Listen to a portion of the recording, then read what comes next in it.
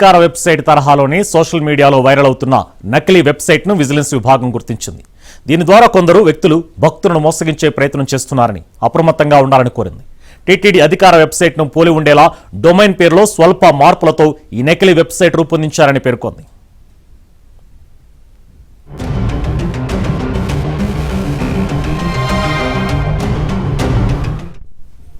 నకిలీ వెబ్సైట్ను వెంటనే తొలగించాలని సంబంధిత డొమైన్ ప్లాట్ఫామ్ నిర్వాహకులకు టీటీడీ ఇప్పటికే ఫిర్యాదు చేసిందని, అలాగే ఈ ఘటనపై క్రిమినల్ కేసు నమోదు చేయాలని తిరుమల 2 టౌన్ పోలీస్ స్టేషన్లో ఫిర్యాదు చేస్తామని పేర్కొంది.